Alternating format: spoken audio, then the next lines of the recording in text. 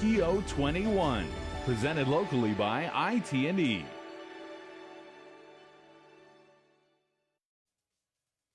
KUAM News Headlines is presented by Calvo's Insurance, a legacy of trust, serving Micronesia since 1938. Matson and the Adahi Tano Program. Cars Plus, home of Guam's first and only lifetime limited powertrain warranty. McDonald's of Guam, I'm loving it. And King's Restaurants, always open, always local, and serving up favorites for over 40 years.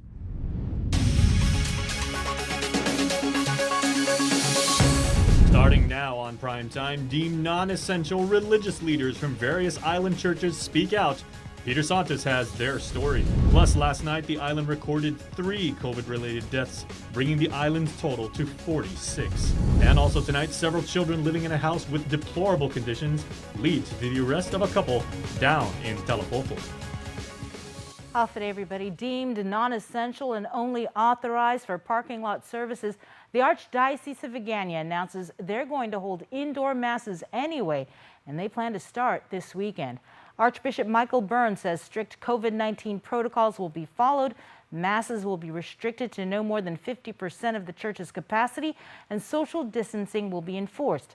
The announcement from the Archdiocese comes as local religious leaders tell KUAM enough is enough.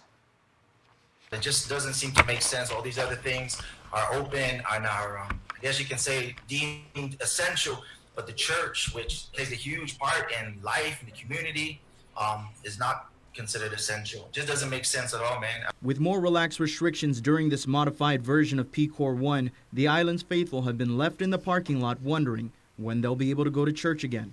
Local religious leaders like Calvary Chapel's Pastor Joe Nauta voiced their thoughts on still not being able to hold their services despite more and more businesses opening up. Make no mistake, churches are essential. I mean, you look at just a few weeks ago, right? The headline was like every 6 days someone's taking their life. There's a lot of anxiety, there's a lot of fear, and that's what the church does, right? It offers encouragement and hope, and for us to be locked down, like Brother Joe said, it's hard for us to reach out when people need that touch. St. Paul's Pastor Paul Pineda speaking on the increase of depression and anxiety brought on by the pandemic and the community's need to practice their faith, especially during this time. Currently, churches are viewed as non-essential and high risk, but Father Paul Gofigan of Our Lady of Lourdes wants to see proof. I would tell the governor, prove it. What I don't understand why a tattoo parlor is not going to be is a lesser risk than a church. Using the excuse that we're high risk is just not a good one, and I'm not buying it. As we await further guidance on when churches will be able to open their doors to the community, church leaders say that they're doing their part. Now it's up to the governor to give them the green light. We followed all the rules. I mean, you had to make reservations to come into our church. We took temperatures, and we had not had one case. We feel like the government should allow us as leaders and as pastors and as fellowship, those who are grown adults, mature enough to know and be responsible to do what we have to do to keep each other safe. We are doing our part in trying to keep everybody safe, and there is really no reason why the churches need to be closed. They need to be open now. Reporting for Guam's News Network, I'm Peter Santos. Peter adds that earlier this afternoon, Senator James Moylan also wrote a letter to the governor asking her to amend the executive order to allow churches and other houses of worship to open their doors with proper COVID-19 protocols in place. The Republican lawmaker says that the community is seeking spiritual guidance and that being able to go to church is an essential need as we all overcome this pandemic. On the link this morning, the lieutenant governor hinted the possibility of more businesses may reopen soon. And instead of another lockdown, the Leon Guerrero administration is looking at other ways to manage future infection surges. Lieutenant Governor Tenorio suggests one way might be to adjust occupancy limits. My hope is that if and when, I guess, we do get spikes in the future, that we could, instead of moving to full closures, use the reduction in occupancy to try and mitigate. Because I think, we're living in a situation where really at this point we're trying to do a good job containing the situation here and making sure that public health can respond fast. The lieutenant governor adds they're also tracking performance metrics at public health to determine how fast they're able to do contact tracing. He says proper surveillance and quarantine will help manage the spread, but the most effective way is when people continue to stay mindful of safety protocols. This, I guess, is the big problem for us. All the people in their 20s that got infected that are not sick, they have maybe they're asymptomatic or they have a mild illness. It is kind of like a false sense of security, and the spread is occurring in that area, and they don't want to, they don't mean to, but they're bringing it into their families and bringing it to the older people and the others that may not be so lucky and do get the symptoms. Tenorio adds that they also need to stockpile resources to maintain capacity. He says both the Surgeon Cell and the National Guard are working on supply chains, both for medical supplies and personnel. Last night, the Joint Information Center confirmed 3 more COVID-19 related fatalities. The 44th fatality occurring at GMH at approximately 9:15 yesterday morning.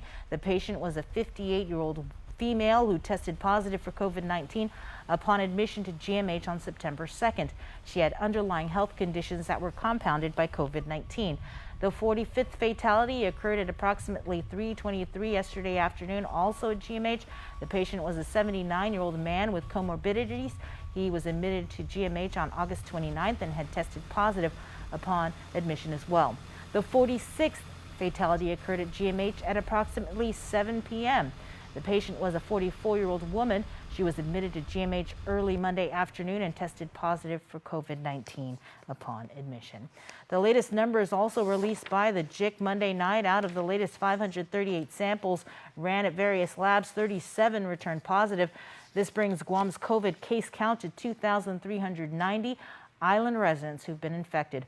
550 people are actively fighting the virus, while more than 1,700 have recovered.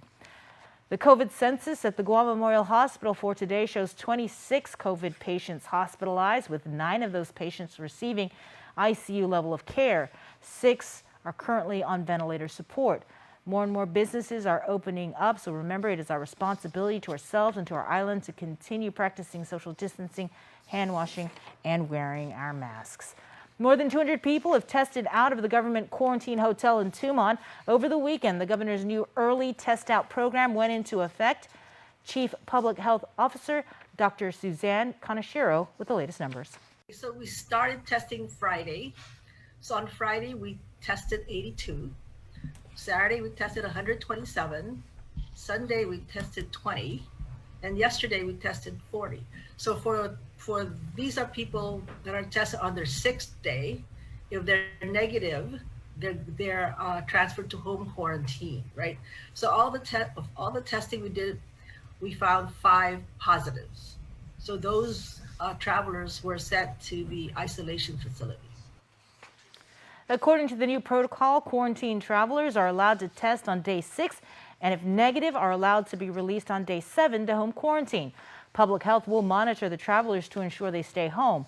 According to Dr. Kanashiro, there are almost 400 quarantine travelers today. 74 were scheduled to be tested.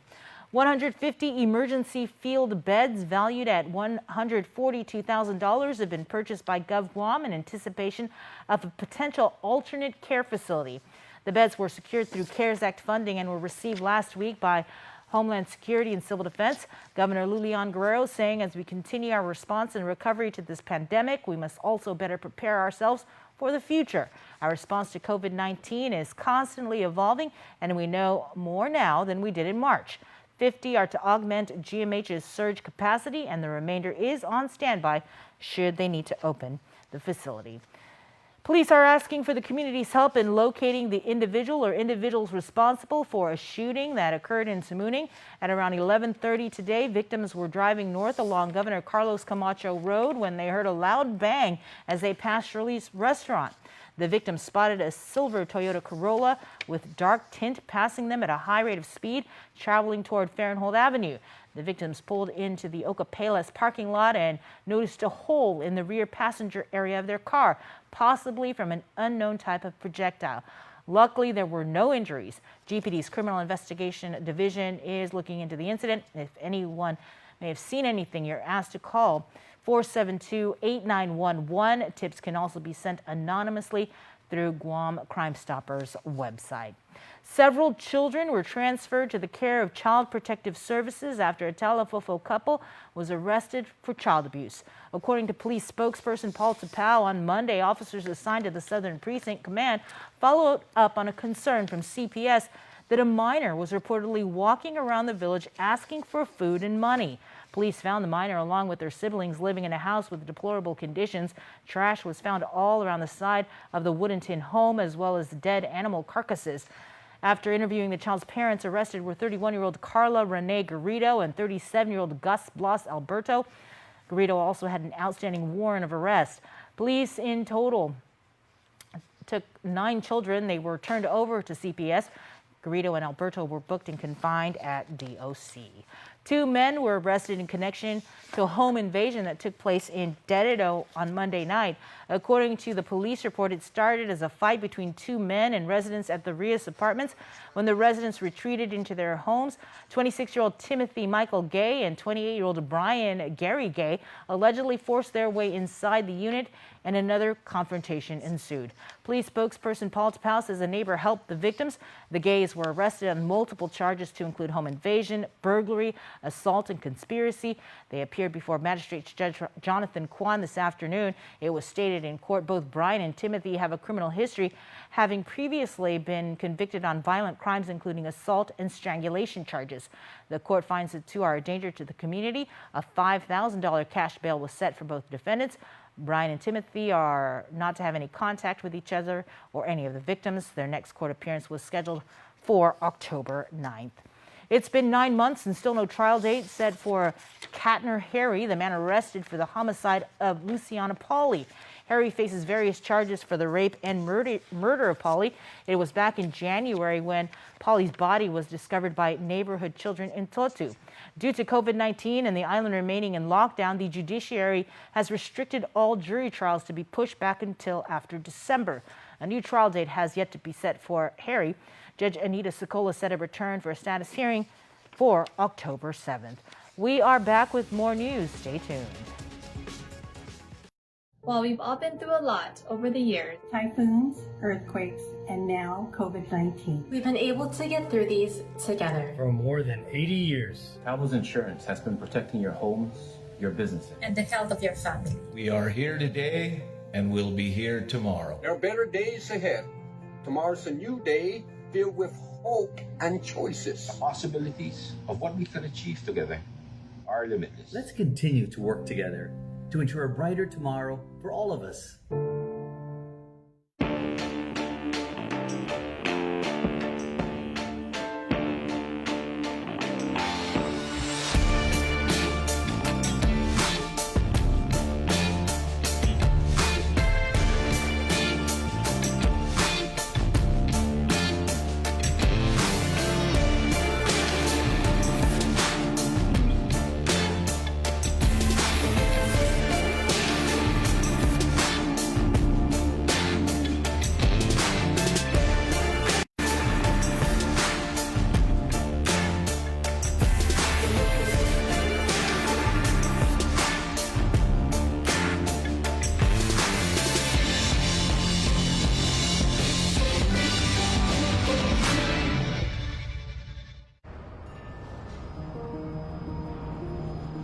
It makes myself and it makes my team members very proud to work for an organization that has been on island for many years with its focus on reliability, dependability, and commitment to the communities that they operate in.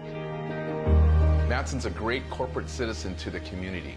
We all benefit from any sort of environmental commitment we make. One of the ways that we do that is with our Adahi Utano program. There's action behind it, and so action breeds commitment. With the Kaimana Hila coming to Guam, this brings a new age and modernization to the island. It's exciting for me because it's a brand new ship and we can carry more freight into the islands. It just shows growth for Guam and Micronesia. Matson would be nothing without its customers, and we hope to continue to serve you for decades to come. Home, a place where I can go to take this off my shoulders. Someone take me home. Home. It's more than wood, square footage, and a floor plan. It's where life happens, and moments become etched into memories. Right now, save $500 to $5,000 or more on closing costs at Bank of Hawaii. Applying takes just a few moments, but the memories last a lifetime. Simplify by Bank of Hawaii. Welcome to tomorrow. KUAM News, winner of the 2020 Regional Edward R. Murrow Award for Excellence in Social Media.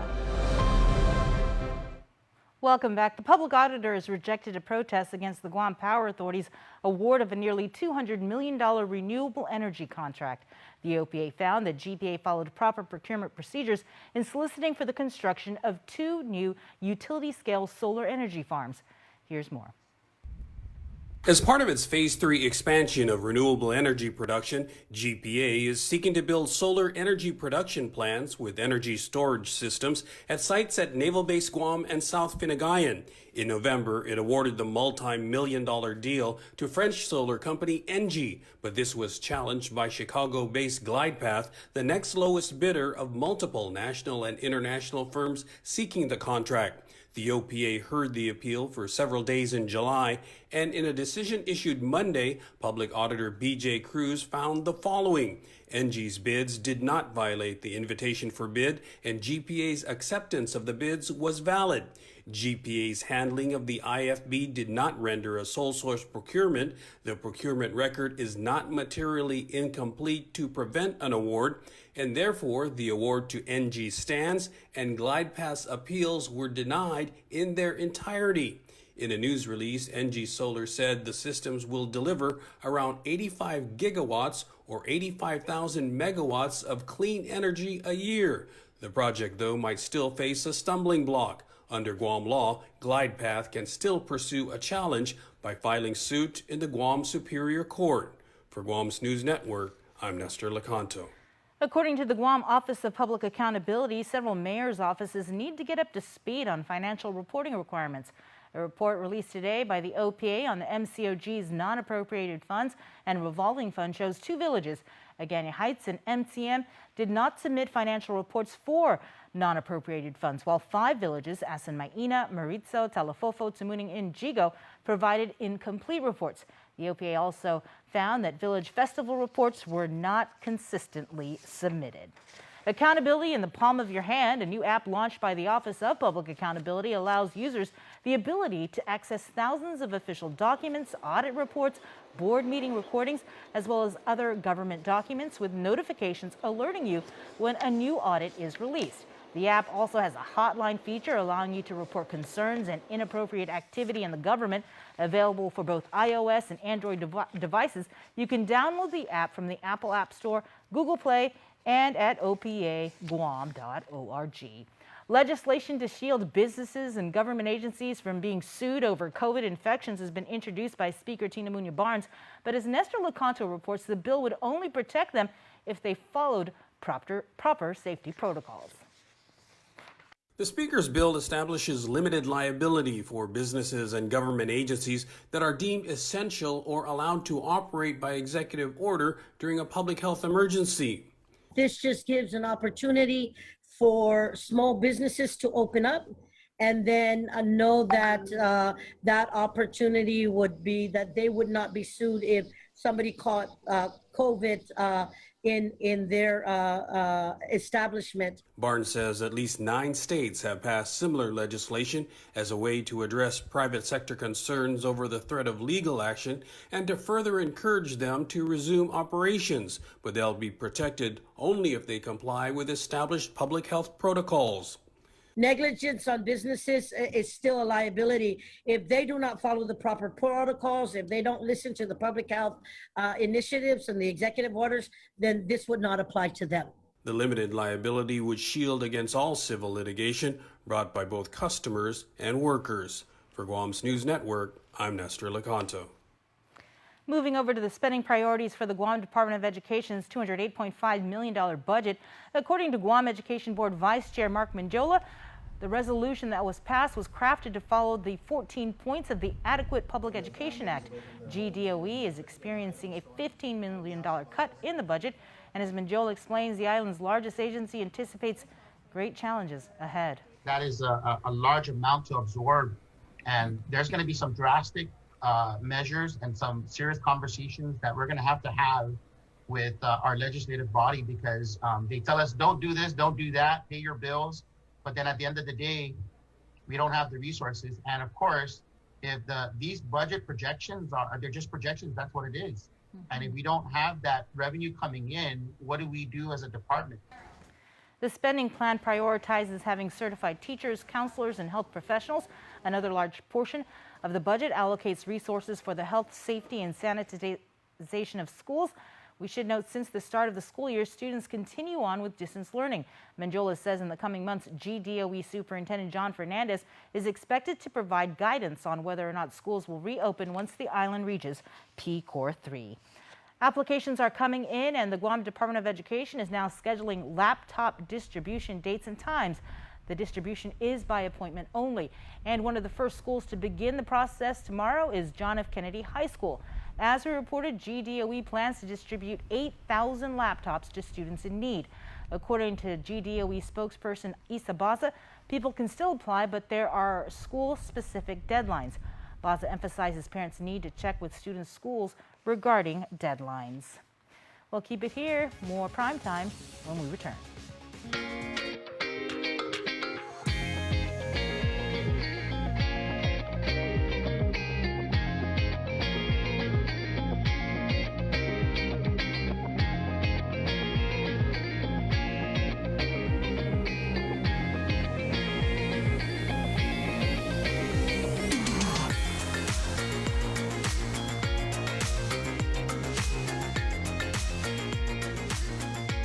Your community calendar is brought to you by Taco Bell. Whether it's your first meal or your fourth meal, we've got you covered. Taco Bell, live Mas. We give most of our waking hours to preserve yours. When we're in it, nothing exists but you and the person that needs your help. It can be difficult at times. You can't help but take the weight of what you've seen home with you. There are days or nights that I need to leave it all behind, to let it go in the wind. But I'll always come back. I am a first responder, and I have given my life to this.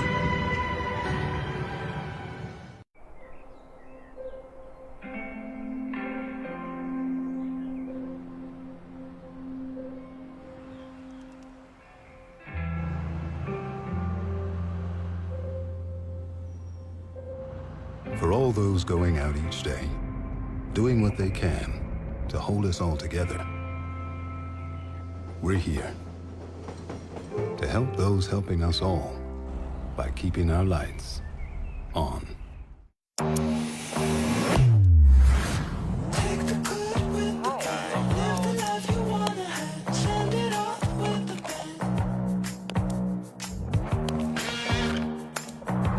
Looking really good.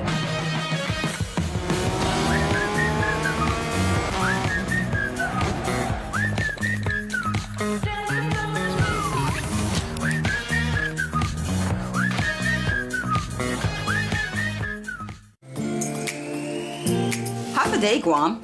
Don't wait any longer. By now you've heard the 2020 Census of Guam will be concluding on September 30th. Time is running out. Don't wait for next week. Don't wait for tomorrow. Don't wait any longer. Respond today. Call 645-2020 to complete the 2020 census. Don't get left out of the count. Together, we can make a difference. Viva Guam, Viva Census.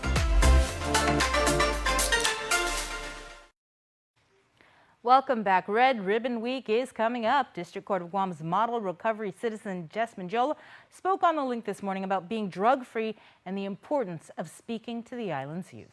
We have to help those that are currently battling their addiction, seek recovery. Then we have to take a preemptive approach to educate the youth so they do not take that road down towards addiction. Those are two crucial points that require two different types of approaches, because the youth are very malleable. We can tweak them and we can mold them into how they should be or how we think they should be. Whereas the adults are already involved in their habits over years of time, that's going to take another different approach. So I want to be able to help those on both fronts. I would offer my time to GDOE to go over there and do, speaking to the students, because I believe if we can take a preemptive approach and cut it off, the game stays the same, but the players eventually change. What I want to do is I want to stop the players altogether. I do not want any more of our youth venturing off into this area of darkness. That is my key focus right there. I will continue to help my recovering addicts out there who are still losing that battle, find the wind in their life. But the youth is where I would really want to focus on, because the minute we can cut off the head of the snake, and, they can no longer eat on the youth, prey on the youth. So our youth is the key to, how shall I say this, winning the drugs on war. Could the war ever be won? In reality, it's a monumental task. It's a monumental task, because where there's drugs, there's money. Right. But if we can give our youth a chance at life, if we can give them, direction and guidance, then more and more the message will spread like wildfire. Right. And that's where I stand. It's be happy, be brave, and be drug free is very. I like that. I had to do my research when I first found out about the Red Ribbon Week after the district court reached out to me. And of course, I would definitely hop on board this, because it's ironic that I'm on a Zoom conference with the link and the very judge who sentenced me, and another very judge who I appeared in front of a couple of times. And that's just a testament to my growth, to my walk in life and where I'm at. Success comes in all many forms. It's all about perception. If you want recovery, you will not give yourself any excuses. You will take the recovery, because there are people out there that will help you gain that recovery. Which judge? Judge Gatewood sentenced me to 36 years, and Judge Berdalio sanctioned me to 20 days for a violation. Small island. Yeah. Yeah, but when you see how far he's come. Yeah, of course. Totally, yes. Yeah. Jess, let's say you talk about reaching the youth, right, Jess? So let's take it back to Jesse Mendiola, middle school student, elementary school student. What could someone have said to you at that point that could have changed your path? See, the youth are very, very impressionable. Their minds are full of imagination. If somebody had if somebody had added to my imagination and awed me, I would then be gravitated towards that image that they're presenting in front of me. Words can be easily spoken, but actions are what actually reflect on others. You can watch the full interview with the Red Ribbon Week Planning Committee right now on our YouTube channel. Stay tuned. Birthday shoutouts next.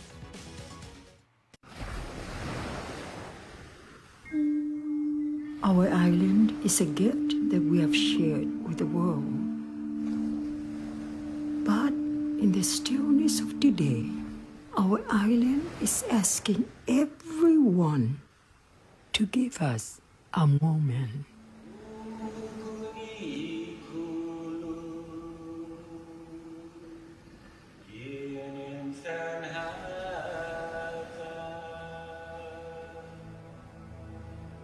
To be with our family,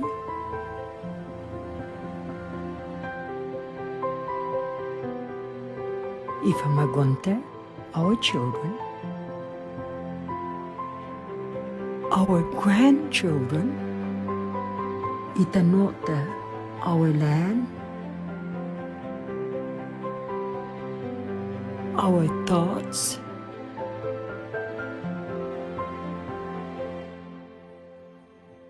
to be creative.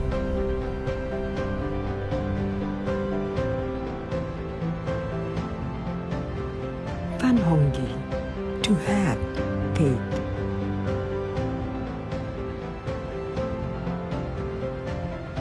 To be with the things we know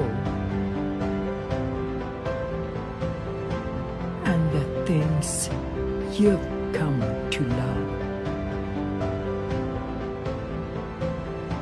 Give us a moment.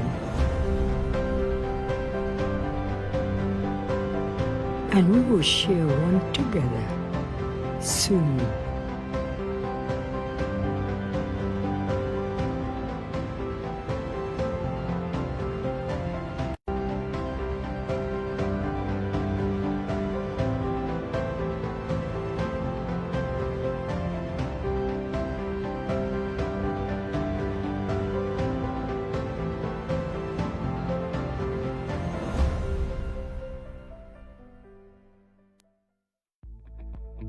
MTO Maintenance will now completely sanitize your home, office, or business with state-of-the-art commercial sprayers. For over 30 years, MTO Maintenance has been committed to the health and safety of our customers. And now, more than ever, a clean home, office, carpets, and furniture is a necessity to our island. Give us a call today. Stay healthy and stay safe, Guam.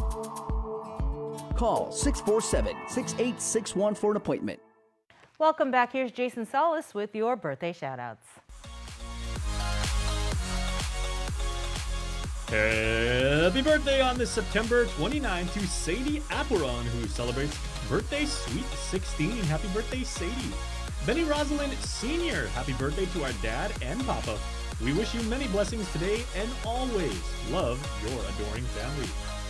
Inga Jesus, we would like to wish our Oma and Mom a happy blessed birthday. This is coming from her family in Barragata and in North Carolina. Happy birthday to you. Joshua Caleb Rosario has a birthday today, and happy birthday to you, Josh. Love your family. Dion Babalta celebrates birthday number 13, and this is coming from Dad, Auntie Tammy, and the rest of the Rios Babalta familia. Kyrus and Nicholas, happy birthday to you from all of your friends and family, which includes all of us at Team KUAM. Hope you're staying safe and staying healthy. Happiest 79th birthday to Mom, Grandma, and Nana, otherwise known as Antonia Villagomez. Hope you have a blessed day. We love you always. 3 exclamation points and uppercase from your Utah family. Very nice. And happy birthday, Brianna Sublime Cepeda in North Carolina. So we're going back to the Tar Heel State. Your family here on Guam wishes you love and happiness on your special day. We love and miss you. And a very happy birthday to one of our own here, KUM's own Byron Rodriguez. Happy birthday, Byron. We hope you have a fantastic day. We're glad you're part of our family, and have a wonderful, wonderful time.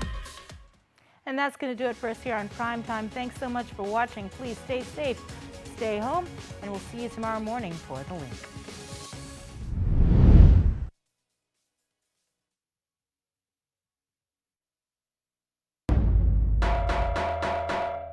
What's up, Guam? Welcome to KUAM Sports. Thanks for watching on the show tonight. Billy Navarrete, UGM competitor that took